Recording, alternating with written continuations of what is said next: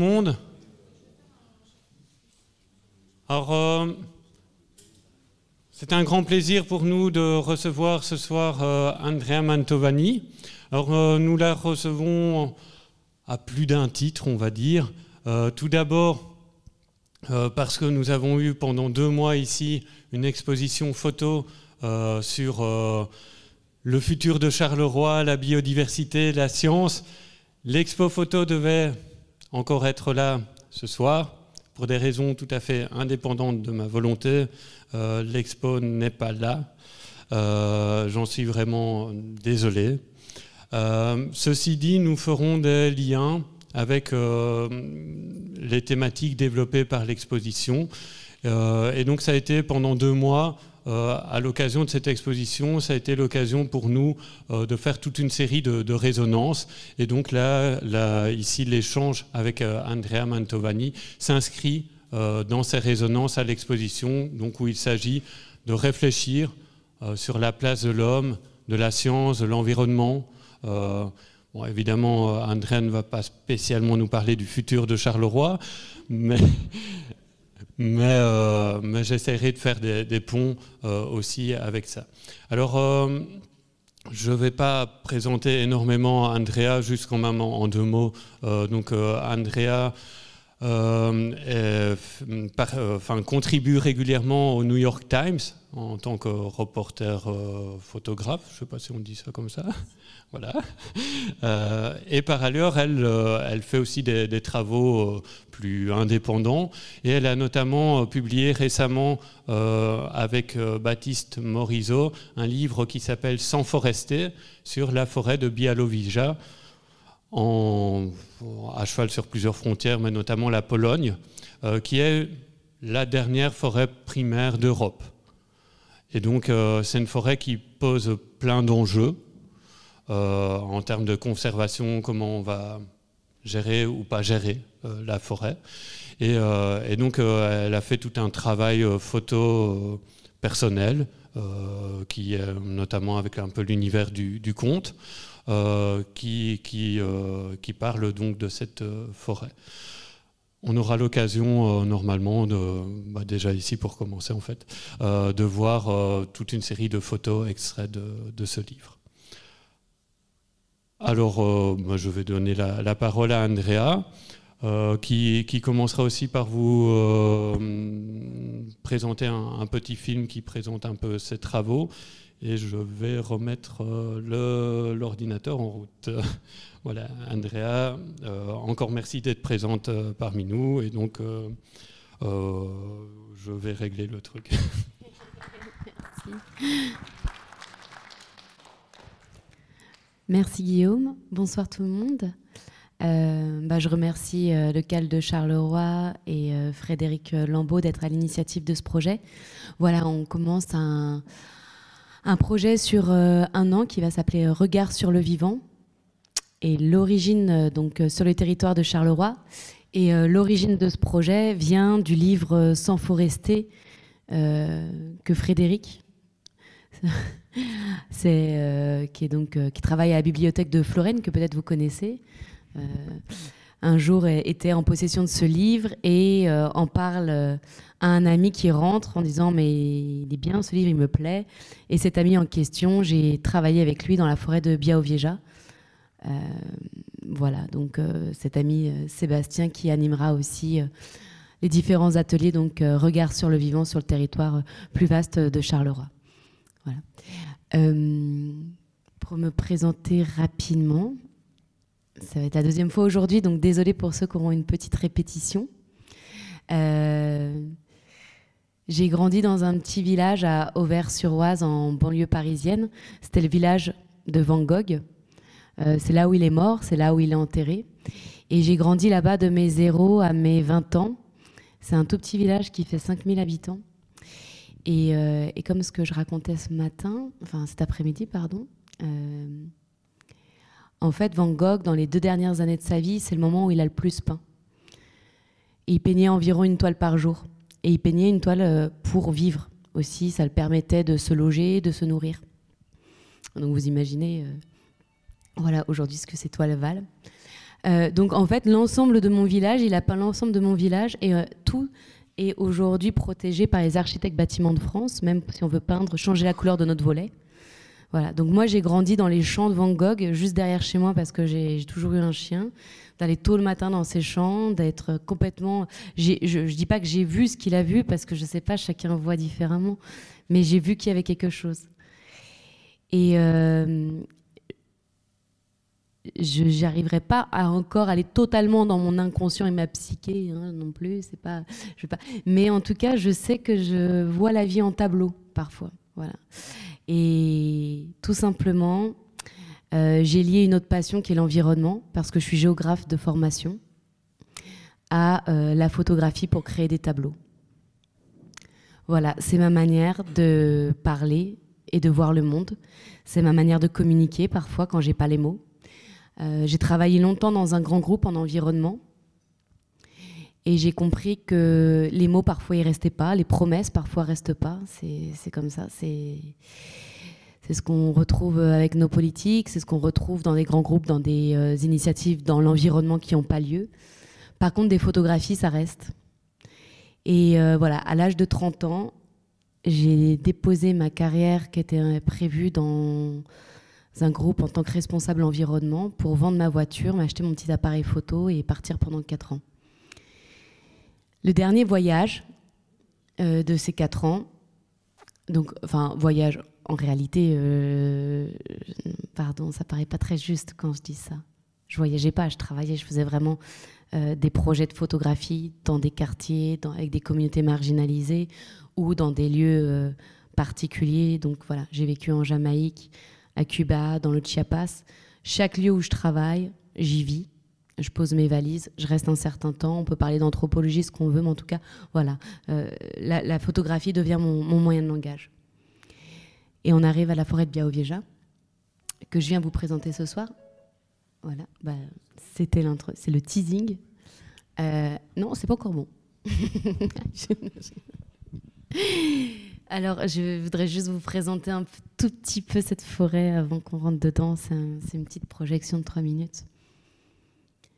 En fait, je la connaissais pas. Et je la connaissais pas et je l'ai découverte grâce à quelqu'un qui me l'a présentée dans les bureaux du Monde à Paris, lorsque j'allais publier un travail sur le Mexique, qui m'a dit « Andrea, toi qui aimes les forêts, tu connais la forêt de Biao-Vieja ?» Je sais pas, il y en a qui connaissent cette forêt ici? Oui? Ben voilà, bah c'est chouette. Alors moi, je la connaissais pas. Et je sais pas quand vous l'avez connue pour la première fois, mais quand j'ai vu 3 photos, mon cœur... Je pense qu'il y a un projet pour refaire la même dans le triangle France, Luxembourg et Belgique. Avec Francis Allais? Oui, oui, bien sûr. C'est par là que vous l'avez connu? Ok, d'accord, ok. Et ben voilà, moi c'était un peu avant ce projet de Francis Allais, parce que ce projet il a émergé en 2019 environ. Et je découvre Biao-Vieja en 2017. Donc dans les bureaux du Monde, où l'iconographe me dit est-ce que tu connais cette forêt? Je vois 3 images et mon cœur s'emballe physiquement. Et en fait, cette forêt, effectivement, elle date d'il y a 10 000 ans, de la dernière période glaciaire. Toutes nos forêts ensuite, en Europe, les forêts de plaine, parce que les forêts de montagne, c'est plus difficilement accessible, mais toutes les forêts de plaine ont été coupées pour la commercialisation du bois pour faire des bateaux à l'époque, et la christianisation aussi, parce que les forêts, c'était les derniers lieux de paria, d'impies, et donc on construisait des routes à l'intérieur pour pouvoir les clarifier. Donc l'époque du Moyen-Âge a fait disparaître voilà, ce type de structure forestière. Elle n'a rien de particulier, mais elle a tout de différent. Et quand je dis ça, en fait, ça veut tout et rien dire. Je ne suis pas naturaliste, il y en a sûrement qui le sont ici et qui sont plus à même de pouvoir en discuter. Mais quand on se retrouve dans ce type de forêt, l'expérience que je peux juste vous faire, c'est que c'est parfois du Jumanji, on y revient, c'est que c'est des complexes forestiers qui se mélangent dont on n'a pas l'habitude de voir ici. Vous pouvez être dans un marécage et tout à coup aller dans une structure de bois mort et tout à coup aller dans une structure de pin et aussi les espèces sont mélangées entre elles tandis que dans nos forêts, on a plus tendance à avoir une forme de standardisation, de monoculture. Et pour avoir été sur le terrain avec des forestiers, d'ailleurs belges, qui étaient venus avec Sébastien, mon ami, même lui disait, j'ai jamais vu ça de ma vie. Je ne savais pas que telle espèce, l'aulne, pouvait être à côté du chêne, parce que lui, normalement, il a besoin d'eau. On ne connaît pas je dirais un peu comme l'humain. En fait, on peut tous vivre ensemble. Eh bien, c'est la même chose dans les forêts. Voilà. Donc, pour venir à cette forêt, c'est une forêt de plaine, elle est plate, elle fait 65 hectares sur 25, c'est pas énorme. Elle est entre la Pologne et la Biélorussie. Elle a la dernière population sauvage de bisons. Elle a le lynx, elle a le loup, enfin elle a tout. Il manque le dernier grand prédateur qui est l'ours, qui était en voie de réintroduction en Biélorussie, mais il n'est pas encore passé en Pologne. Voilà, c'est la forêt de Białowieża, la forêt la plus étudiée d'Europe, grand centre botanique et scientifique, une petite pépite. Un beau joyau, et en 2017, elle est atteinte du scolyte de l'épicéa. En fait, cet insecte qui est naturel dans nos forêts, qui s'attaque au bois mort, au bois lorsqu'il est en fin de vie, en 2017, s'attaque à l'ensemble quasiment de la forêt de Białowieża parce que la forêt souffre de stress hydrique. Donc le scolyte d'épicéa est très vif parce que beaucoup d'arbres, sont fragiles et en même temps, il hiberne pas. Réchauffement climatique, normalement il hiberne en période d'hiver, là il est actif toute l'année. Donc la forêt commence un peu à tomber. Et le gouvernement polonais à l'époque, le PiS, décide de couper la forêt de Białowieża. Pas le centre, le centre est patrimoine mondial de l'UNESCO, mais les zones autour. Mais forcément, les zones autour ont une connexion avec le centre. Et donc sur place, qu'est-ce qui se passe d'une manière non organisée, s'organise, c'est le cas de dire, une ZAD. Voilà. Des personnes comme vous et moi, apolitiques, qui voient ça et qui décident de s'armer, d'agir, alors de s'armer pacifiquement, mais de faire des blocages et de faire des relevés GPS pour voir la progression des coupes. Ok ? Il y a une fin positive à tout ça. Je voudrais juste me faire le petit messager de ce groupe d'activistes. Leur petit travail de fourmi a eu gain de cause. Ils ont présenté un dossier devant la Commission européenne. Il faut savoir que tous les matins, ils se levaient à 5 heures du matin pour faire des relevés GPS.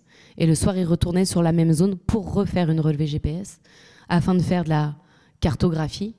Et ces cartographies, elles permettent de les coupler avec des cartographies donc, de zones de protection.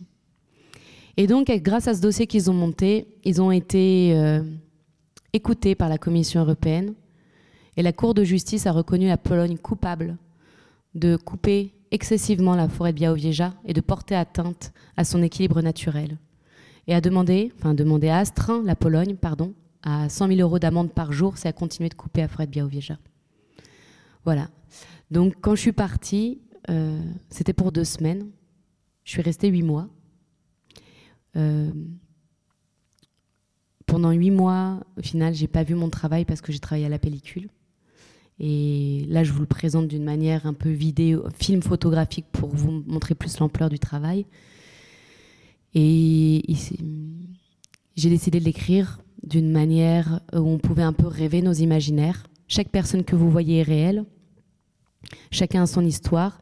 Et voilà, j'ai suivi les jeunes forestiers et les jeunes activistes pour, au centre, laisser la forêt s'exprimer. Je vais laisser passer la petite vidéo. Je ne sais pas si on peut éteindre la lumière centrale, peut-être.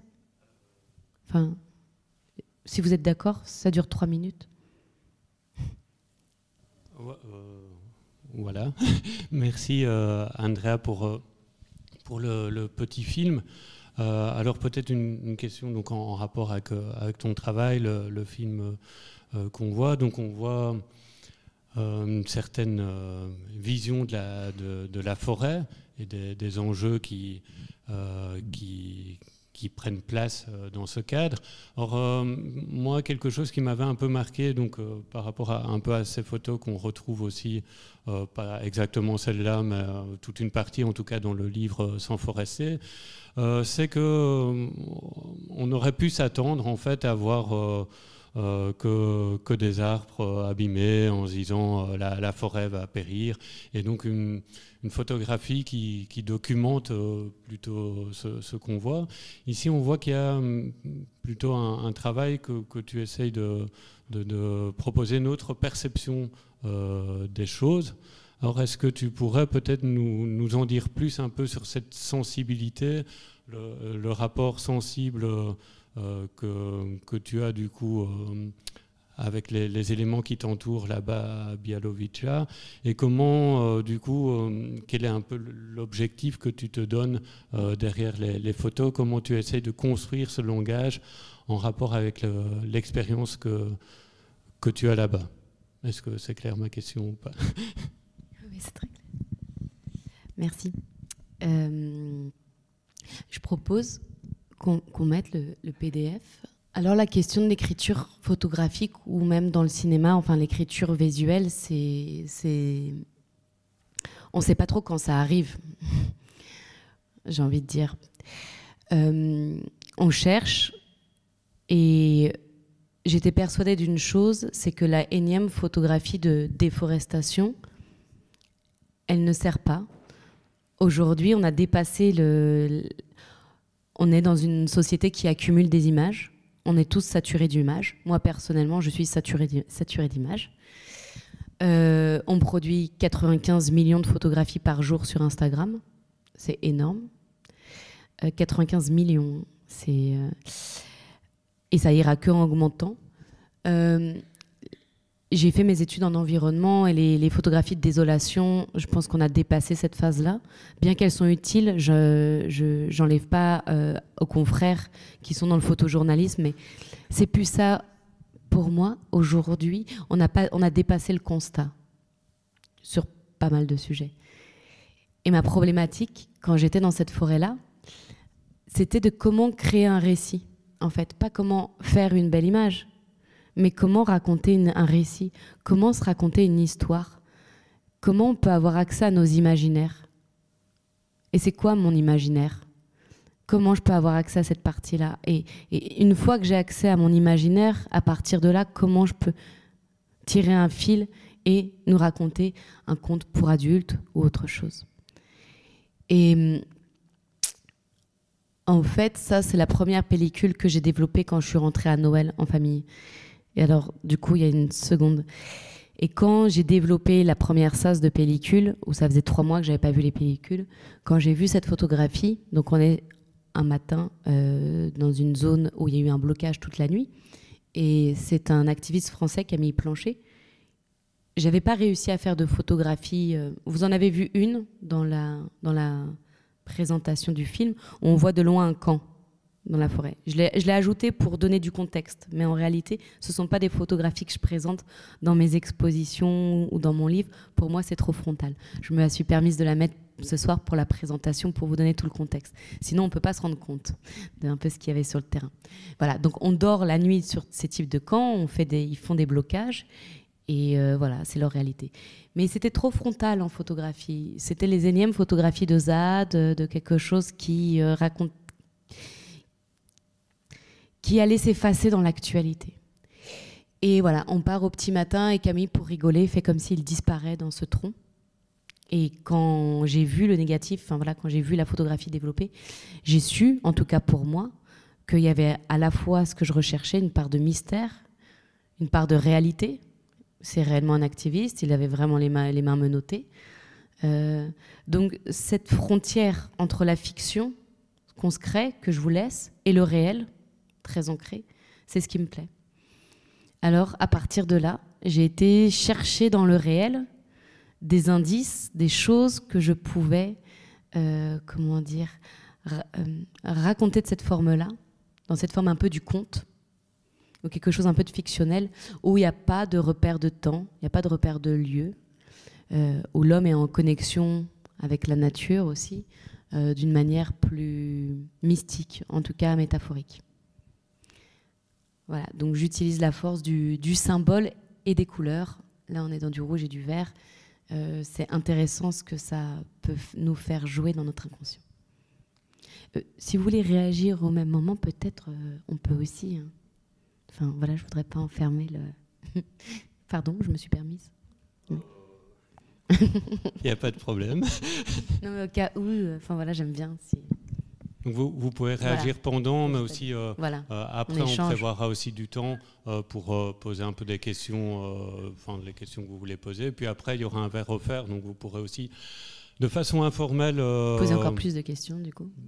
Poser encore des questions, voilà. N'hésitez pas. Voilà, donc tu nous as expliqué un peu donc, le côté, un peu le rôle de l'imaginaire et l'idée de construire un peu un récit à travers les photos où se mêlent à la fois la nature, mais aussi les enjeux humains. Mm-hmm. Ouais. Pourquoi avoir choisi l'Argentine par rapport au numérique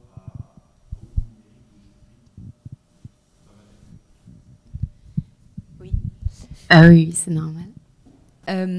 Alors en plus, c'était la première fois que je photographiais en argentique. J'étais quand même un peu inconsciente, peut-être. Quand j'ai décidé, donc là dans les bureaux du Monde, de partir pour la forêt de Biao-Vieja, j'ai eu l'intuition que j'ai écoutée en me disant, avant, si vous voyez mes travaux précédents, je travaillais vraiment au digital. J'ai eu l'intuition que le digital allait me perdre dans cette forêt. De pouvoir cliquer trop facilement, j'allais être distraite. Parce qu'en fait, il n'y a pas de limite avec le digital. Et l'argentique, ça vous... et tout là, le sujet de l'environnement, ça nous impose une limite dont on a oublié. Nous ne sommes pas limités, nos ressources ne sont pas limitées. Et voilà, ça... Et donc, le fait que j'utilise le Mamiya, le 6-7, il y a 12 poses. Quand je pars en forêt, des fois il pleut, des fois vous avez les mains un peu debout. Vous ne pouvez pas changer aussi la pellicule comme ça. Donc, il faut réfléchir à la photo. Et donc, tout ça, c'est un process aussi qui m'a permis d'être beaucoup plus connectée, beaucoup plus penser ma photo, beaucoup plus réfléchir à ce que je veux faire, pas être dispersée par l'écorce. En fait, on a envie de tout photographier, le petit champignon, et puis après ça. Mais je ne peux pas tout photographier. Donc, ça me laisse juste rester dans une fréquence propre à la forêt. Voilà. Et c'est ce que je disais tout à l'heure, il y a des bonnes photos et il y a des très bonnes photos. Et voilà, j'essaye vraiment de décider quand c'est la très bonne photo. Et on le ressent. Il se passe un moment, on sent qu'il y a quelque chose. Et ça, voilà, c'est d'être dans cette économie, dans cette limite, qui, au départ, est une contrainte, mais à l'arrivée, est plutôt un support pour vous cadrer. Et puis la troisième raison, la matière développée. Je pourrais vous présenter de manière différente des photographies d'arbres en digital ou de forêt en digital et la même photographie faite à la pellicule. Et je les ai faites. Des fois, j'ai, comme on dit, doublé. Ça n'a rien à voir. Ça n'a rien à voir. Je ne dis pas que le digital est bon, que l'argentique est bon pour tout. Hein. Mais pour la nature, si on veut de la texture, si on veut de la matière, la pellicule, le grain, voilà, ça sa texture que le digital ne peut pas remplacer. C'est comme les vieilles radios et les nouvelles radios. Enfin, je veux dire, c'est... Hein ? Là où ça m'a interpellé dans le process, je suis entièrement d'accord sur l'aspect création, et là, j'y adhère à 100%. Par contre, l'argentique, si on est dans une démarche vertueuse avec le verbe, c'est pathologique. Ah oui, mais après, on peut tirer tout comme ça. Je dirais c'est l'ambivalence de l'homme. Tout est comme ça. On photographie aujourd'hui avec les forêts qui sont déforestées, on a besoin de drones pour avoir des vues d'en haut. La première photo, vous avez vu, c'est un drone. Les pilules, elles sont au lithium. Donc, en fait, il faut savoir comment on se place. Si après, l'engagement, j'ai fait, 30 pellicules, mais c'est de le diffuser dans le monde, ensuite de parler sur les forêts et d'avoir est-ce que les 30 pellicules le valent, du coup? Mais on est fait de contraste. On est dans une telle société aujourd'hui. Enfin, photographier la déforestation, on a besoin de drones. C'est quand même schizophrène. Alors que justement, le drone, enfin la déforestation, on va aller chercher du lithium, on va déforester pour avoir cette énergie-là. Donc notre société, quand même, globalement, se marche un peu sur la tête. Ça. Je vous l'enlève pas. Hein? Oui. Bien sûr. Bien sûr.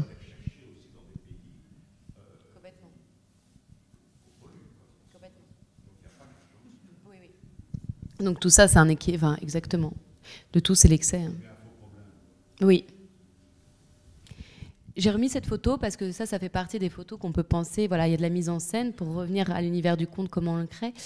Là, on est le matin de Noël et donc c'est une région orthodoxe. Et en fait, les activistes étaient très mal reçus dans les villages. Hein. C'est des villages des villages conservateurs.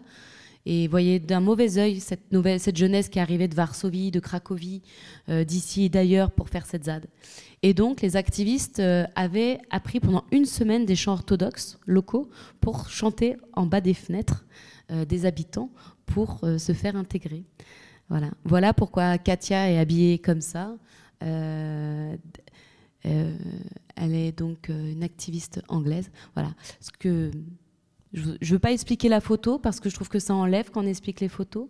Je vous donne juste du contexte pour expliquer ma démarche qui est entre réel, avec une histoire vraiment réelle, on va dire un peu journalistique derrière, et toujours une partie de fiction où j'utilise mon réel pour raconter mon histoire, raconter l'histoire.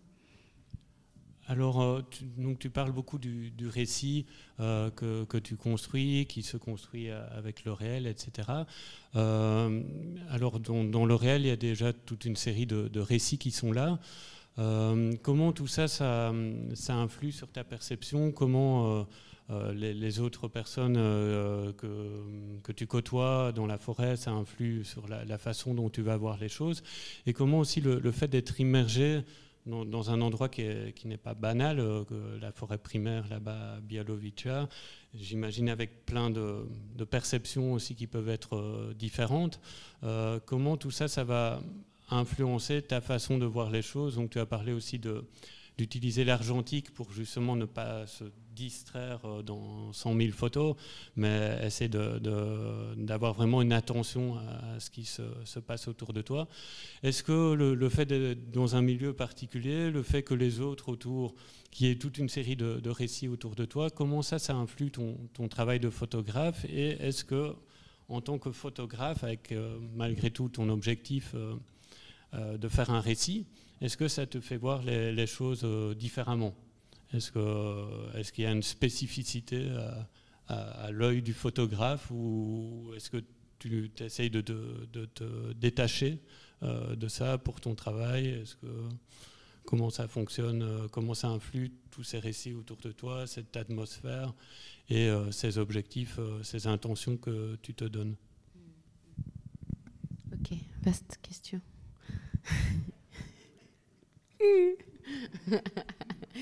Non, je rigole. Je construis ma rhétorique pour pas que ça parte dans tous les sens.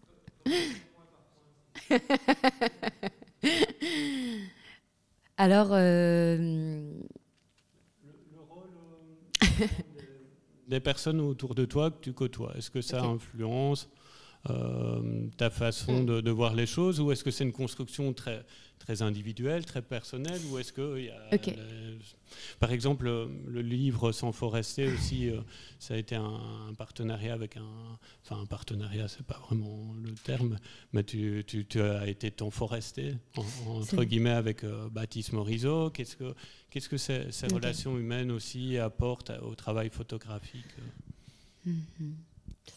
Alors, comme je vous l'ai dit, j'étais partie pour 2 semaines. Et puis, au final, mon ami Sébastien, je lui ai dit au revoir sur le quai du gîte, sur le perron du gîte, en lui disant « Je crois que je vais rester une semaine de plus ». Voilà, au final, je suis restée 8 mois. J'ai décidé de ne pas vivre avec les activistes. j'ai décidé de vivre dans un petit village qui s'appelle Budzi, dans la forêt, avec un couple polonais de Varsovie qui venait de réemménager ici. Je raconte ça parce que en fait, je raconte un peu mon processus. J'avais envie de comprendre la forêt par moi-même. Et en même temps, j'avais envie de vivre avec des Polonais, de comprendre leur cosmologie, leur rapport à la nature. Et donc, qu'est-ce qui s'est passé ? Il s'est passé que, en fait, je structurais mon temps en diverses étapes, et des sorties en forêt toute seule, et des sorties en forêt avec des guides du parc ou des Polonais, et des sorties avec les activistes. Et puis après, les locaux. En fait, ce qui m'a passionnée, c'est de vivre, de connecter avec les gens qui vivent dans la forêt. Et je vais vous parler d'une femme, et je pense qu'elle m'a beaucoup inspirée d'une manière inconsciente dans mon travail. Elle s'appelle Joanna Kosak. Elle vient de la famille des Cosaques. Je ne sais pas si vous connaissez. C'est une grande famille aristocrate polonaise de Cracovie, peintre, beaucoup. Et elle vit dans la forêt, dans une maison rose. Elle est vraiment rose, en bois, au milieu de la forêt toute seule, sans électricité, enfin avec un générateur qui ne fonctionne pas tout le temps. Donc si vous arrivez le soir, à partir de 18h, tout est éclairé à la chandelle partout. Et à la fois, vous êtes dans un lieu les plus reculés du monde. On est à la frontière de la Biélorussie, où votre téléphone ne capte plus, on entend les loups. C'est le réel, hein, c'est mon réel. Avec ces bougies, j'essaie de vous planter un peu le décor, parce que j'ai jamais publié de photographie de chez elle. On est avec le poêle, elle fume clope sur clope, incroyable. Et en même temps, vous êtes dans la chose la plus reculée au monde, et on parle des choses les plus cosmopolitaines. Elle peut à la fois, vous savez, ce don, alors je viens pas de famille d'aristocrates, mais ce don qu'ils avaient de recevoir, de faire conversation, enfin j'imagine comme ça. Elle a ce don de vous parler du dernier film, du dernier livre, et à la fois de vous raconter qu'hier soir, elle a chassé 3 loups de son jardin, parce que en fait, elle est en train de protéger un cerf qu'elle a mis derrière dans un petit renforcement parce qu'il est blessé, et qu'elle fait le guet tous les soirs pour chasser les loups pour pas qu'ils viennent manger le cerf. Et toute cette cosmologie à Białowieża, voilà, elle existe, elle est vraiment palpable. Elle est dans je dirais une capsule de temps, où le temps s'est arrêté, où le temps continue, mais aussi c'est des personnes qui ont de telles connexions avec les éléments, la forêt, et puis avec l'art, elle peint, qui peuvent vous dire je sais pas, des vérités incroyables sur vous, sur leur. Ils parlent aussi de leur ressenti de la forêt, d'un tel naturel qu'on se met peu à peu dans cette relation-là, dans la forêt. Donc voilà, au fur et à mesure, je vous parle de Joanna Kosak. Il faut savoir que c'est grâce à sa tante, Simona Kosak. Je vous invite à la googliser par curiosité, parce que vous allez voir, Simona Kosak, c'est elle qui a protégé la forêt de Białowieża. Elle était psychologue pour animaux. Je ne savais pas que ça existait.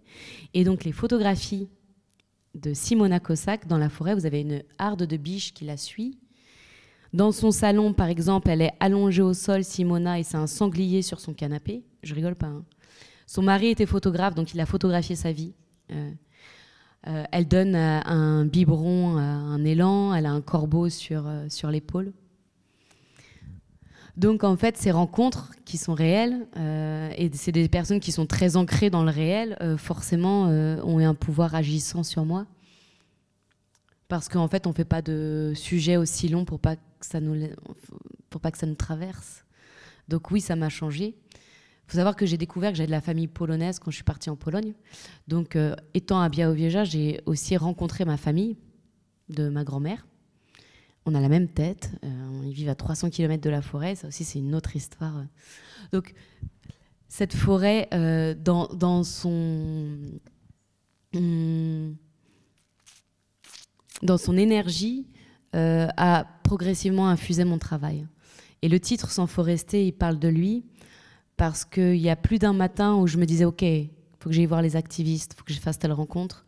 Je me disais ok Andrea, ce soir il y a une météorite qui tombe sur Terre, tu ferais quoi? Tirer en forêt ou tirer voir les activistes? Ouais, tirer en forêt, ouais. Et donc souvent, en fait, j'avais souvent envie de partir toute seule en forêt. Et puis au final, voilà, au final, peu à peu, l'histoire s'est écrite. Je ne sais pas si... Est-ce que j'ai répondu? Est-ce que Oui, c'est bien. Alors, d'accord. Mais du coup, dans tout ce que tu expliques, on voit qu'il y a à chaque fois des liens entre les différents humains, les activistes, ceux qui veulent une gestion de la forêt plus stricte, où il faudrait se débarrasser, par exemple, des arbres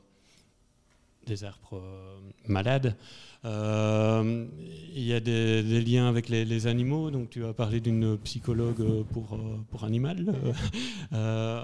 Et donc du coup, on voit bien qu'il n'y a pas d'un côté l'humain, de l'autre côté la nature. Comment tu placerais du coup la place de l'humain dans l'environnement, si je puis me permettre une question plus vaste, parce que bon, ici on est dans un centre d'action laïque, donc on s'intéresse beaucoup à l'humanisme et à la question quelle serait la place de l'homme dans tout ça. Et donc, comment tu situerais les choses? Je pense qu'on voit qu'il y a différents récits dans ce que tu as fait l'expérience à Bialowice, et comment tu te situes du coup aussi par rapport à ces différents récits qui placent l'homme à différents niveaux. Je dirais que le rapport à la nature, au vivant, est différent dans les pays de l'Est, enfin en tout cas en Pologne qu'en France. Enfin, je ne peux pas parler de la Belgique parce que je n'ai pas encore habité en Belgique dans ma vie.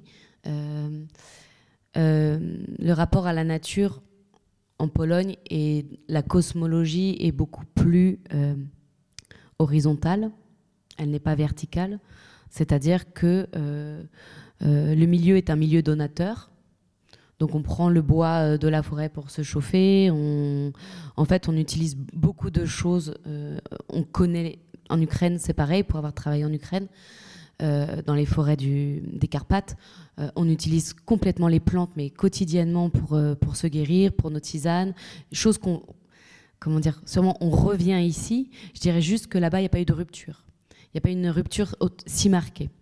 Donc l'homme est un vivant parmi les vivants dans la forêt de Białowieża, est une espèce parmi les espèces. Tous les soirs, on a bonheur à se raconter qu'on a vu le bison, qu'on a vu deux renards, que j'ai vu un élan, que le loup, je suis partie le voir, essayer de le voir là-bas. En fait, c'est comme des rencontres. Moi, j'ai passé pas mal de temps à essayer de pister le loup. C'est comme à essayer d'aller voir mon ami. Enfin, c'est le même plaisir, encore plus quand... Enfin, voilà, c'est des rencontres qui sont uniques.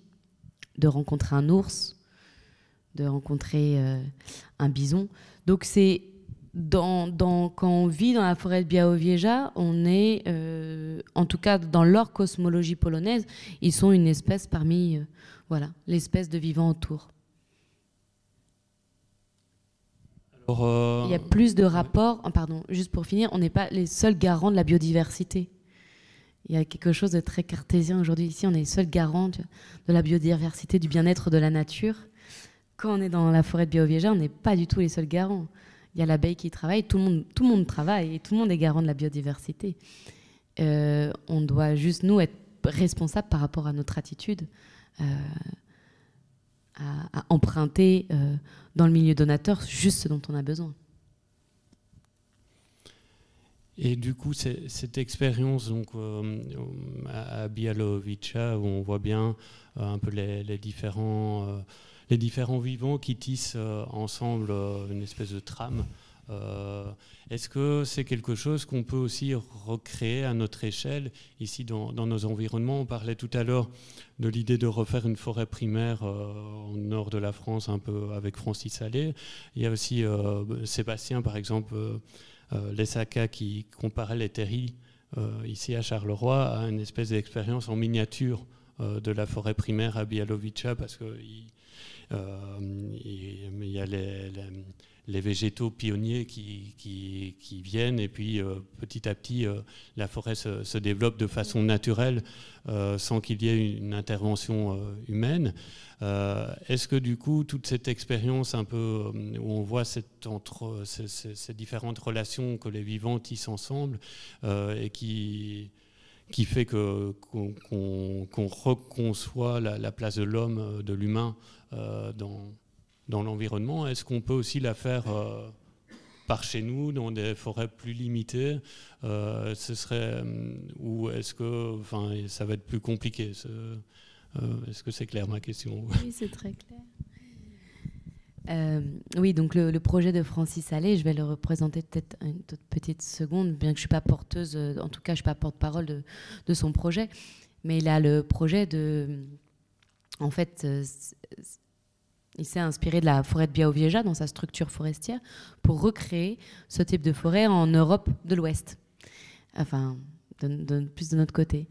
Donc l'idée, c'est de préempter des territoires, d'acheter des terres pour les remettre en état de libre évolution. On n'y touche pas pendant 100 ans. Pour re-arriver à un plein potentiel de la forêt, un peu du type de la structure de la forêt de Białowieża. Donc moi, je pense que tout type d'initiative, à l'origine, c'est la volonté et le travail et l'esprit d'équipe. Parce que c'est vrai que derrière, par exemple, ce qu'a fait Sébastien Lesca sur le parc naturel, le PNR, il recrée aussi des zones de libre évolution. C'est beaucoup de travail d'hommes derrière. Et c'est ça des fois qu'on oublie, en tout cas dans les parcs nationaux en France. Par exemple, le parc national de Marseille, qui est quand même le seul parc national dans une ville, donc périurbain, dans les calanques de Marseille. C'est un énorme travail d'entente entre les acteurs. On n'a pas idée. Et je crois que c'est ça qu'il faut peut-être ramener. On peut tout faire, mais il faut qu'on sache aussi s'exprimer, il faut qu'on sache aussi avoir l'esprit d'équipe, d'entrain, de solidarité, en fait, tout simplement. Et à partir de là, je pense qu'on peut vraiment recréer des poches comme ça, progressivement, de zones de libre évolution. L'idée n'est pas de tout remettre en libre évolution. On a effectivement besoin de bois pour se chauffer, on a besoin d'énergie.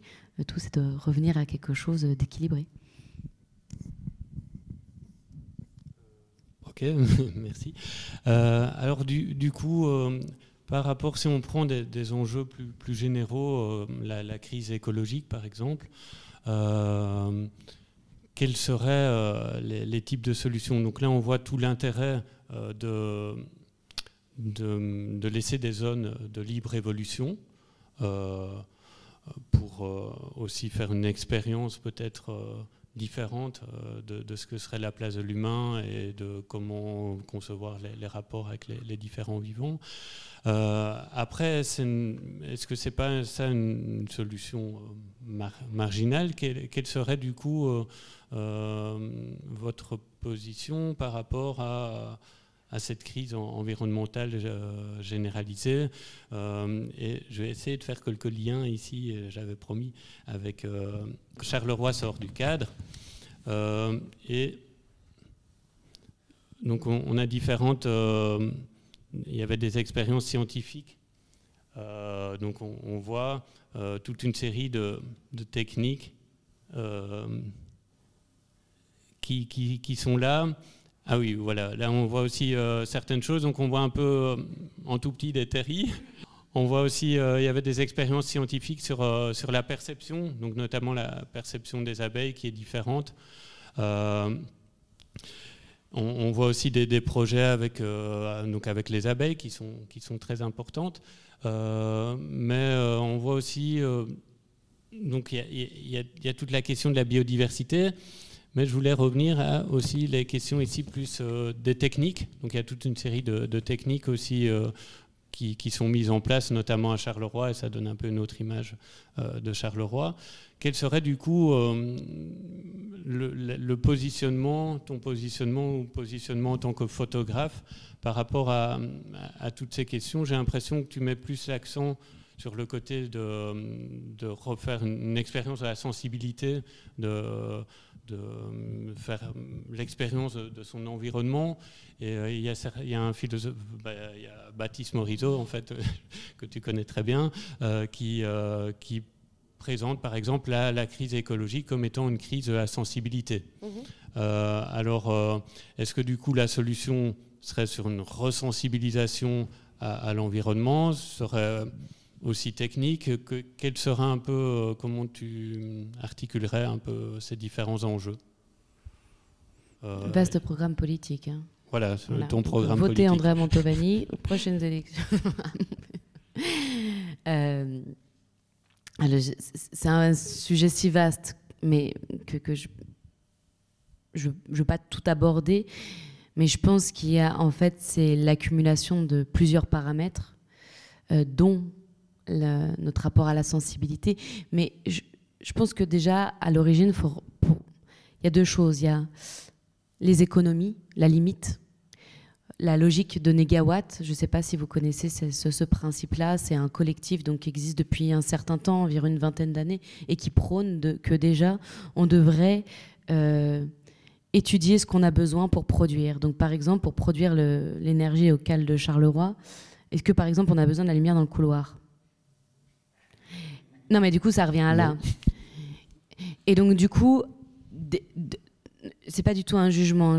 C'est pas ça que je pointe, c'est notre propre comportement. Déjà, de voir comment on consomme chez nous. Donc là, par exemple, on n'a pas besoin de ça. Donc, voir où est-ce qu'on peut faire des économies d'énergie si on prend le CAL. Des lumières, donc il faudrait un interrupteur par salle, parce qu'apparemment, si on éteint dans le couloir, on éteint tout. C'est peut-être ça. C'est compliqué ici. Mais... Voilà. Maintenant, c'est compliqué. Voilà. Donc, du coup, on revient. En fait, la logique, c'est de voir combien le lieu il consomme, qu'est-ce qu'il peut économiser. Et une fois que déjà vous savez réellement quels sont vos besoins, parce que c'est différent, quels sont nos moyens et quels sont nos besoins. Quels sont mes besoins? Et sur les besoins, on met que des équipements efficaces, donc peu consommateurs en énergie, et au maximum, on met de l'énergie renouvelable dessus. Et ensuite, l'énergie renouvelable, elle peut être régionalisée. C'est-à-dire que moi, j'habite dans une région où il y a du vent. J'habite dans le sud de la France. Donc là, c'est le vent. Il y a du soleil chez nous. Il y a du soleil tout le temps. On mange même dehors, là. Donc le vent, le soleil. Et ce qu'on ne peut pas mettre en énergie renouvelable, le bout, bah oui, on le met en énergie. Donc électricité, gaz, on va aller complémenter. Mais du coup, c'est toute une logique d'étudier nos besoins. Qu'est-ce qu'on a vraiment besoin de réduire, après de mettre des équipements très efficaces, et les équipements efficaces qui soient alimentés au maximum par l'énergie renouvelable.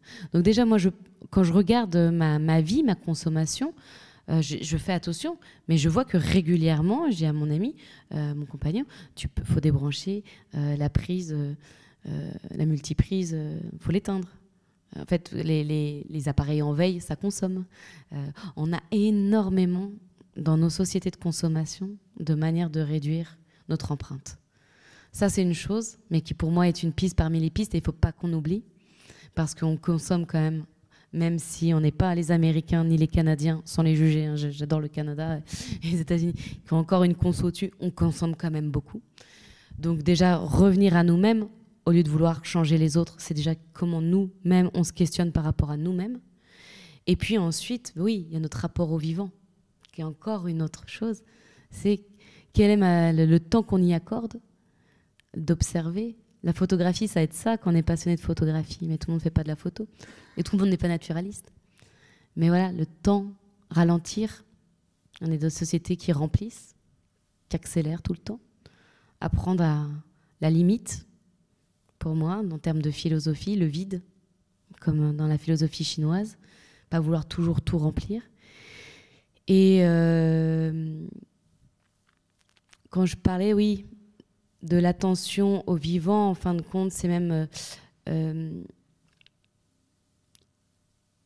cette crise de la sensibilité dont on parle, on est quand même face à des enjeux qui sont importants. Là, c'est facile de dire ça au micro en présentant la forêt de Béovija, mais on est dans une société très visuelle. Comment on fait avec des enfants qui grandissent aujourd'hui avec des téléphones, avec sans cesse de la publicité, c'est pas le problème du téléphone, mais qui je ne sais pas si vous avez vu cette étude, peuvent reconnaître 10 marques et les citer et ne savent pas citer 10 arbres.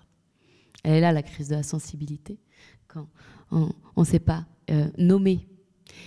Être aux côtés de Baptiste régulièrement pendant 20 jours dans la forêt de Biaoveja, il m'a vraiment réappris à nommer. C'est-à-dire l'oiseau qui chante, c'est le pouillot des arbres. Apprendre à reconnaître. Mais nommer, c'est hyper important en réalité parce que c'est faire sien. Donc comme pour un arbre. Reconnaître un acacia, un érable, tout type d'espèce. Parce que c'est ça aussi la crise de la sensibilité, c'est qu'on sait que nous nommer notre monde, mais pas les autres mondes des autres vivants. Voilà. Et quand on rentre dans une forêt, il faut se rappeler que c'est un des rares lieux qui n'est pas construit du tout par l'homme. C'est des cathédrales faites par d'autres espèces. On rentre dans le territoire total, construit entièrement par une autre espèce. Donc, régulièrement s'enforester, pour être en ville, c'est construit entièrement par l'homme, on est d'accord. C'est que nous qui avons fait ça, comme espèce. La forêt, c'est complètement l'inverse. C'est complètement eux qui ont fait ça. Moi, je trouve ça génial. Voilà, régulièrement s'enforester pour apprendre à regarder, à nommer, et puis à partager surtout. Donc, déployons l'art, tout type. La peinture, la photo, tout ce que vous voulez, le chant, tout type qui nous permet de communiquer ses émotions. Et réenchantons le monde ensemble. Parce que je pense que c'est par le beau qu'on s'attache aux choses. Et qu'on en a besoin grandement aujourd'hui. Merci pour tout ce beau programme. Donc, et je pense qu'il y a la question de l'attention qui est assez centrale dans ce que tu dis déjà tout à l'heure, avec la question de l'argentique, donc se détourner de la surenchère des photos qu'on pourrait faire avec un appareil non argentique. Ici, les enfants là, qui sont envahis par cette publicité et qui du coup détournent de l'attention. Il y a un philosophe qui s'appelle Yves Citon qui dit que nos ressources en matière d'attention sont limitées. Et donc si on est accaparé par toute une série de choses, ça veut dire que l'attention qu'on accorde à ces choses, par exemple la publicité, c'est de l'attention qu'on ne va pas accorder à autre chose. Du coup, si je comprends bien ton programme, c'est aussi une question de libération, de libération de l'attention. Et cette libération, si je comprends bien, se fait aussi en se confrontant à quelque chose d'autre. Dans la forêt, à du non-humain. Du coup, cette crise de la sensibilité, c'est aussi d'une certaine façon une crise pédagogique, si je comprends bien. Est-ce que tu aurais aussi un programme pédagogique ? En plus de ça. Oui. Alors non, il y a un concept en France qui s'appelle l'école des forêts. Voilà, c'est plusieurs choses qui émergent comme ça. Les enfants sont 3 matinées par semaine en forêt sur des structures. Moi, mon programme pédagogique, il serait, oui, de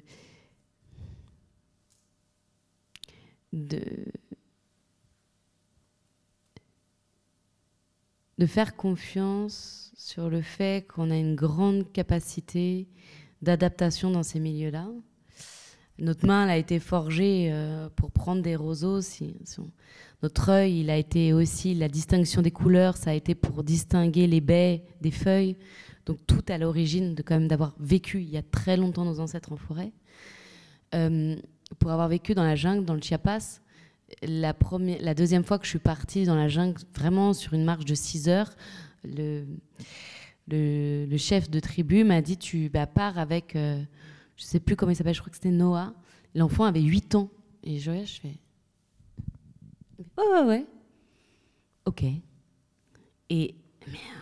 Mais j'ai pris une leçon de vie énorme.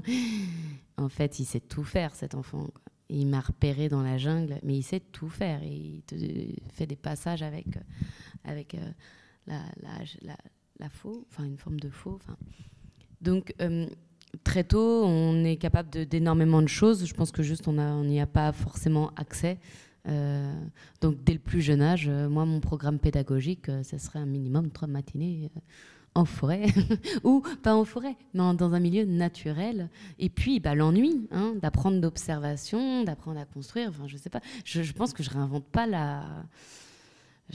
grand-chose en fait. Hein. Je reviens à des choses assez simples. J'ai le sentiment, je sais pas si vous le partagez, moi j'ai le sentiment d'avoir appris beaucoup de choses inutiles à l'école, vraiment. Et je leur en veux. Parce qu'on m'a fait bouffer des théorèmes de Pythagore, ok, ou de Thalès. Non, mais je veux dire, c'est bien pour l'esprit. Mais il y a plein de choses utiles, de construction, de péché, de savoir-vivre que j'ai pas appris et qu'adulte, je dois apprendre. Voilà. Donc moi, je serais pour un programme pédagogique beaucoup plus équilibré sur le savoir-faire, les mains. Je ne sais pas si vous me suivez, enfin, je sais pas si... Mais voilà, je pense que l'intellect et la pensée est nécessaire, et puis après, il y a le faire. Merci. Je pense que c'est un programme de nouveau assez alléchant. En tout cas, il y a l'idée aussi que l'attention, même si elle n'a pas été développée, il y aurait des restes, si je comprends bien, et c'est un peu aussi ce qui est expliqué dans le livre Sans forester, qu'il y aurait des restes d'un passé mémorial de quand on était avant, je ne sais pas moi, dans la forêt, et qu'il y a comme au fond de notre corps, d'une certaine façon, ces souvenirs du passé qui font que même si ça n'a pas été travaillé, le fait de s'imprégner, de s'immerger dans un environnement naturel permet de réveiller en quelque sorte tous ces sentiments enfouis, cette sensibilité enfouie. Et du coup, comment on fait passer ça par la photographie ? Est-ce qu'il y a moyen de faire... Parce qu'on parle souvent du travail de photographe en disant un photographe engagé, par exemple, peut sensibiliser à toute une série de thématiques. Alors, tu as déjà un peu parlé de la façon dont tu concevais le travail de photographe à travers des récits. Est-ce que ces récits permettent de sensibiliser, de rapprocher d'une expérience sensible, d'une certaine façon, de l'environnement? Qu'est-ce que tu dirais là-dessus? Je l'espère.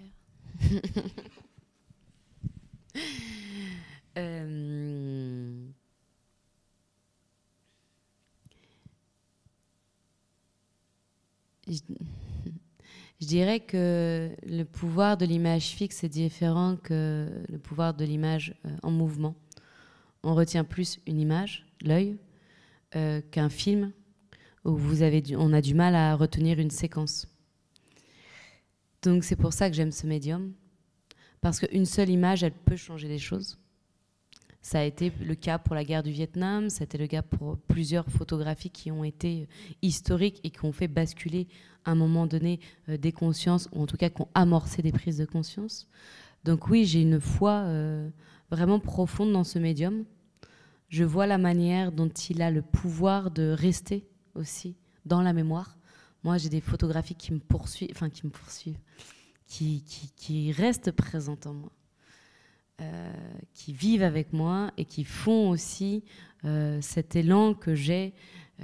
Voilà, et la photographie a aussi un pouvoir communicatif entre la personne qui a photographié le photographe et le spectateur. C'est un médium donc très particulier. C'est pas pour rien d'ailleurs qu'on est maintenant dans une société du visuel. Hein, c'est qu'elle a un pouvoir agissant sur nous. Donc, je souhaite effectivement l'utiliser comme un outil artistique militant dans le positif pour continuer de nourrir nos imaginaires, construire des récits, aller vers, plutôt que, en tout cas, c'est un choix, une photographie qui est nécessaire aussi parfois, mais qui me crispe et où je me sens plus figée par tout ce qui reste à faire. Merci. Par rapport à tout ce travail photographique à Bialowice, tu as aussi sur le côté un travail plus de reporter journalistique. Est-ce que tu pourrais juste nous dire un peu deux mots en comparaison au niveau de la démarche. Qu'est-ce qui, pour toi, distinguerait l'une démarche de l'autre, pas en 3 heures, mais un peu comme ça? Oui. Alors oui, à côté de ça, enfin, par la suite, en fait, en revenant de Białowieża, ce travail, il a été présenté dans différents festivals. Il a reçu des prix et le New York Times, je suppose que vous connaissez, qui est presse américaine, la plus grosse presse au monde, m'a contactée pour que je commence à travailler avec eux en tant que correspondante en France et en Europe en photographie. Voilà. Donc je suis correspondante régulière pour le bureau de Paris, où on réalise des reportages qui peuvent être aux frontières de la Russie, Afrique, France, voilà, partout. La différence, elle est quand même importante. C'est le temps. Et le temps aussi de diffusion. Quand on travaille pour la presse, c'est une journée. En tout cas, un reportage, des photographies qui sont publiées, c'est pour une journée. Et même si vous avez passé une semaine sur le terrain. Et ça, c'est cette accumulation de l'information que j'essaye d'arrêter dans le projet documentaire. Hein. Là, on est sur un projet qui a eu lieu en 2017. Je vous en parle en 2023. Et j'ai l'intention de continuer à en parler. De ne pas être sur, à chaque fois, le nouveau sujet, la nouvelle forêt, faire. Voilà, on peut porter longtemps une œuvre. Hein, elle peut exister longtemps dans le temps, comme des chorégraphies. Moi, je loupe à chaque fois, mais des chorégraphes incroyables parce que je n'ai pas le temps d'aller voir les spectacles. Et je trouve ça dommage que les spectacles ne soient pas d'année en année reproduits parce que si on l'a perdu pendant la saison, je suis pour aussi l'économie. Voilà, on peut prolonger longtemps une œuvre. Et la presse, c'est autre chose, c'est une journée et ensuite nouvelle information. Sauf effectivement quand on est dans le cas là, des informations qui restent malheureuses comme l'Ukraine et la bande de Gaza, enfin l'Israël bande de Gaza, où là c'est tous les jours parce qu'il faut avoir cette information et elle ne change pas la situation. Mais voilà, c'est cette difficulté où c'est une accumulation, en tout cas... les images sont plus éphémères, je dirais. Elles vont vite être remplacées. Que là, les images sont plus statiques. Elles ont plus le temps de communiquer. Merci. Je pense qu'on peut peut-être ouvrir la salle aux questions. Voilà. Alors, donc, Andrea nous a parlé de tout son travail avec toute une série de réflexions sur la photographie en général, sur l'humain, sur le rapport à l'environnement, son programme politique, pédagogique. Malheureusement, elle ne se présente pas. Bon. Et aussi, donc ici, une comparaison entre les deux facettes de son travail, donc à la fois contribution pour le New York Times et à la fois un travail plus personnel avec une temporalité différente où elle prend plus de temps de vraiment photographier ce qui retient son attention. Alors, voilà, maintenant les questions sont ouvertes. Vous pouvez poser des questions sur l'aspect qui vous semble, qui vous intéresse le plus. Je vais faire passer le micro. Oui, ça. Ok. Je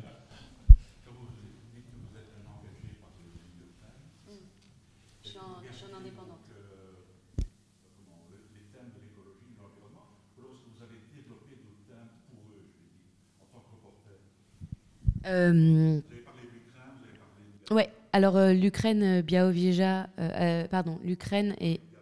Ouais. Alors, ok, oui.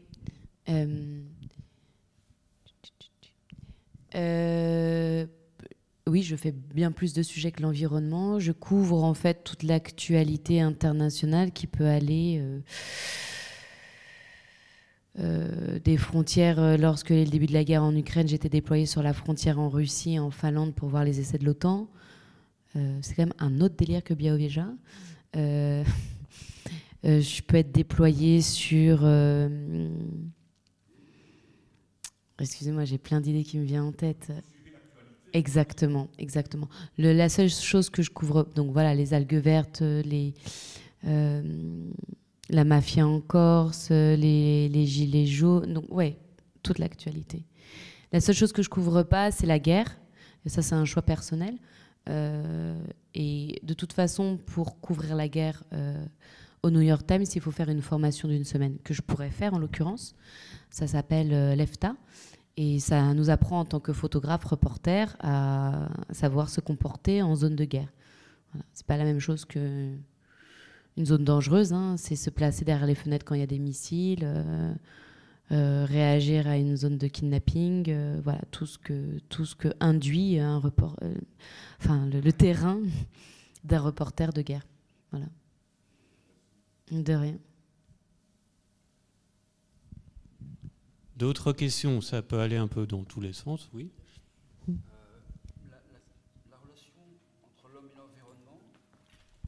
La relation entre l'homme et l'environnement, est-ce que c'est pas aussi une question de temporalité?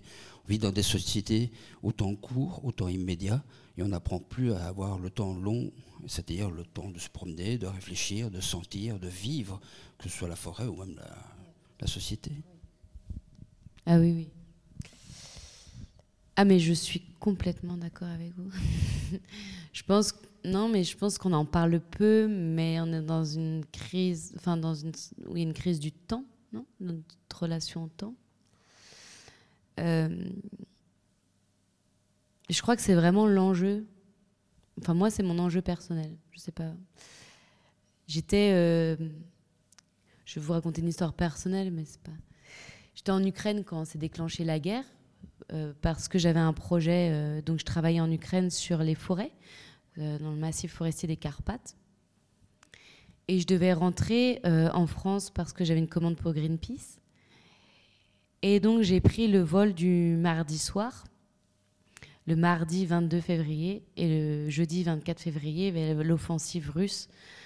Donc, qu'on a tous vu à Kiev. Je me suis réveillée avec ça. Je me suis réveillée avec ça, sachant que j'ai mes amis en Ukraine, que ça faisait mon 3e voyage, un peu différemment de Białowieża, mais on construit des liens, je vis là-bas avec eux, dans les fermes, dans les forêts. Je suis tout le temps avec les mêmes personnes, les activistes. Ça a vraiment été très dur. D'une, parce que j'ai eu l'impression d'avoir déserté. Et puis de deux, ce monde qui est fou. Et la seule réponse que j'ai longtemps, parce que tout le sujet de devenir ou pas reporter de guerre, il se pose. L'actualité, elle se pose, moi, dans mon métier. Enfin, elle se pose la question. Mes éditeurs m'ont posé la question, on me pose clairement la question, est-ce que je souhaite faire ça? Donc, c'est des vraies réflexions. En plus, je suis une nature à me sentir concernée, donc naturellement, j'ai envie de dire oui, mais après, il faut un peu réfléchir, il y a des conséquences. Et la seule réponse que j'ai trouvée longtemps assise sur mon canapé, ça a été deux. C'était l'amour. En fait, dans les ténèbres, j'étais de l'amour. Ça peut paraître un peu naïf, un New Age, mais en réalité, je me demande si on s'est aimé. Vraiment. Et le temps. Alors, ça faisait un an que j'avais acheté mon petit appartement. Je suis entrée dans une agence, je l'ai vendu. J'ai rempli un camion et je suis descendue dans le sud de la France. Voilà, aujourd'hui, je vis à Montpellier pour récupérer le temps. Parce que c'est vraiment, vraiment, je pense, vous avez mis le doigt sur quelque chose qui est fondamental dans nos sociétés. Prendre le temps avec nos amis, prendre le temps en famille. C'est vrai, hein? Prendre le temps, vous savez, des fois, on a un déjeuner, on se dit bien, je dois y aller, je dois y bosser, un truc comme ça. Mais est-ce que c'est pas le moment qu'on vit qui est le plus important? Et c'est vrai que ça, c'est quelque chose, cette notion du temps, elle est dilatée en forêt. Dans ce projet. Et c'est quelque chose qui m'avait extrêmement nourri, que je repère, que je peux reperdre à des moments, et je pense qu'il faut le garder un peu comme des... Voilà, changer la société, comme vous dites, la crise environnementale, c'est aussi une crise du temps, c'est des crises plus profondes. Et c'est aussi ça qu'on doit se questionner. En tout cas, je me questionne beaucoup dessus. Et j'essaie d'avoir des actions différentes maintenant. Merci. D'autres questions? Je vais vous... Non, ça va? Tout à l'heure, vous parliez de ces jeunes qui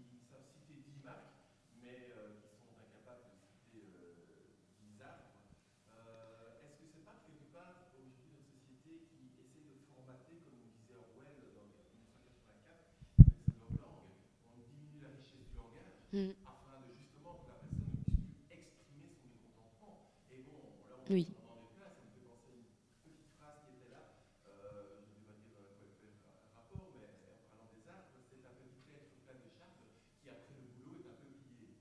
Donc, on comprend. Mais voilà, donc je pense que Tout à fait. il y a une réflexion beaucoup plus profonde que l'aboutissement aux écrans. C'est repartir aux fondamentaux, cet enfant de 8 ans qui grandit avec l'essentiel. Et je pense que ces gens-là ont à nous apprendre. Et donc voilà un peu la démarche. Oui, oui, je suis d'accord avec vous. Vous savez que dans le peuple inuit, pour la neige, il y a 50 mots pour décrire, parce que la neige n'a pas toujours le même état, en fait. Et en arabe, j'ai appris qu'il y avait 101 mots pour dire amour, parce qu'on n'a pas les mêmes états d'aimer. Vous ne pouvez pas dire je t'aime pareil à votre père qu'à votre conjoint, et on dit juste je t'aime, c'est pareil. Il y a 101 mots différents dans la langue arabe, je trouve ça magnifique pour exprimer notre différents états d'amour. Une amie, on ne l'aime pas pareil que notre sœur. Je ne sais pas, quelqu'un qu'on rencontre là. Voilà, donc cette pouvoir nommer, en fait, tous ces différents états. Et se rendre compte qu'on est en incapacité de les nommer. Je crois que c'est pour ça peut-être que je fais de la photographie. C'est beaucoup, enfin, c'est plus vaste en fin de compte ce qui se crée à l'intérieur. Merci. Merci. D'autres questions? Oui. Voilà, je vais livrer ma réflexion en fait. Vous avez parlé de temporalité et je dirais la seule temporalité qui existe vraiment, c'est ici et le maintenant. Donc la seule chose que l'on vit, c'est ici et maintenant. Le passé n'existe pas, il n'existe plus. Demain, il n'est pas encore là. Et je pense qu'aujourd'hui, c'est ce dont on manque vraiment comme référence, c'est ce rapport à l'ici et au maintenant. Ce que sont toutes les neurosciences posséder en plus que nous. Et je lis cette réflexion-là parce que je suis à la fois naturaliste et animatrice nature.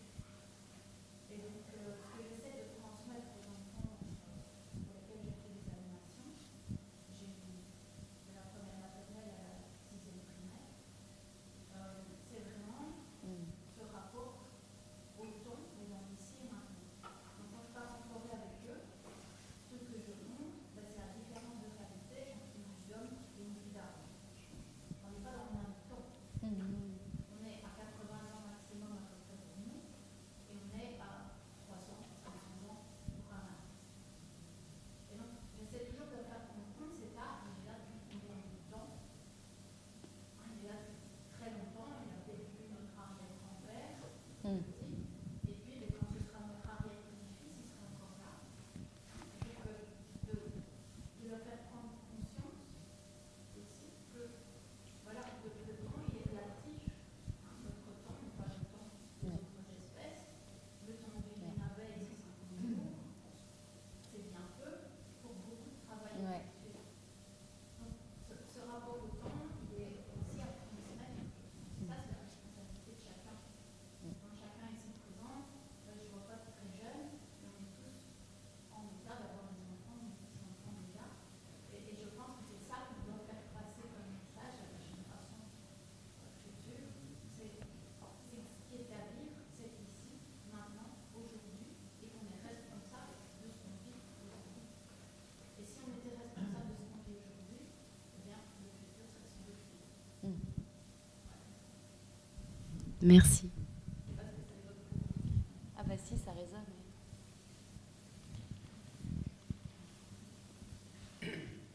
Tu veux réagir ou tu raisonnes?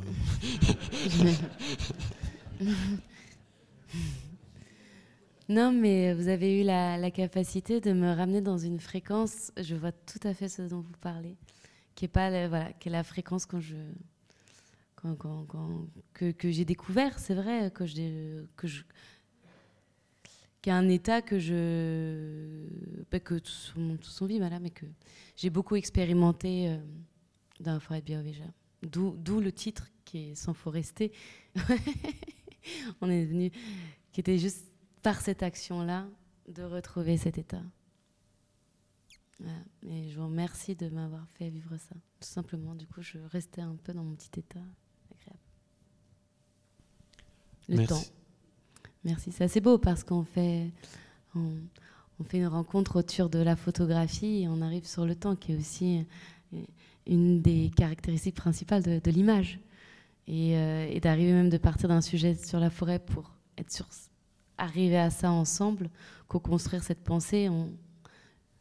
J'aimerais, enfin j'ai le souhait qu'on parte un peu tous avec ça dans notre cœur ou dans notre tête ce soir, d'y porter attention. C'est vraiment crucial. Merci, je crois qu'on co-construit pas mal là. Est-ce qu'il y a encore une ou l'autre question ? D'accord, on va prendre votre question, puis après, tout doucement, on pourra se diriger vers le bar où il y a un verre offert et où vous pourrez continuer aussi à vous poser des questions entre vous, à Andrea, à qui vous voulez. Voilà, je vous donne le micro, ainsi tout le monde peut vous entendre. Donc j'avais d'abord une remarque, c'est effectivement, beaucoup de personnes sont déconnectées de la nature, donc je vous invite tous, une fois qu'il fera complètement nuit, d'aller vous balader dans le bois du Prince, ici à l'Auverval. Et je vous assure que vous allez avoir des sensations incroyables, alors que c'est une forêt entièrement artificielle. Mais après 10 minutes, vous allez voir qu'en fait, vous allez ressentir énormément de choses. Ça, c'était ma première remarque. Ma question, c'est au début, vous avez dit que vous travailliez au départ dans un grand groupe, dans le département d'environnement, et que vous avez quitté ce groupe. Donc, quel était ce groupe et pourquoi vous l'avez quitté ? Sachant que, personnellement, je travaille également dans le département d'environnement d'un grand groupe. Non, mais il n'y a pas de souci. Hein. Alors, je travaillais chez Brico Dépôt. Je ne sais pas si vous avez des Brico Dépôt en Belgique. Bah, j'en ai pas ouvert, je ne savais pas, désolée. Donc, je travaille, le groupe Brico Dépôt, c'est Castorama. Castorama, c'est Kingfisher. Donc, gros groupe parce que du coup, ils sont cotés à la City. C'est numéro 1 du bricolage en Europe. Et voilà. Et donc, j'étais responsable environnement à Brico Dépôt. Donc, oui, il y a un service environnement à Brico Dépôt. Ouais, c'était moi. Et oui, mais beaucoup de produits, voilà, beaucoup de produits sont sourcés en Asie. Mais un discounter, il a des prix bas parce qu'il fait de l'économie sur l'ensemble de sa chaîne, en fait. Donc, dans un sens, il fait du développement durable parce que, il économise partout. Moi, j'avais pour but, en fait, il y a 110 magasins en France, de travailler sur la gestion des déchets. Quand je suis arrivée, tout le monde mettait ça dans une benne DIB. Et donc, j'ai départagé le plastique, les balles plastiques, carton, le gravat, le métal, le bois pour pouvoir le revendre, expliquer que c'était pas du déchet, c'était clairement de la matière. Et que, voilà. Donc, en fait, j'ai mis ça en place sur 110 magasins. Après la certification du bois, FFC, PFC. Ensuite, voilà. Les économies d'énergie sur les magasins, la politique de la logistique, de la supply chain, les écoproduits. Et pourquoi j'ai quitté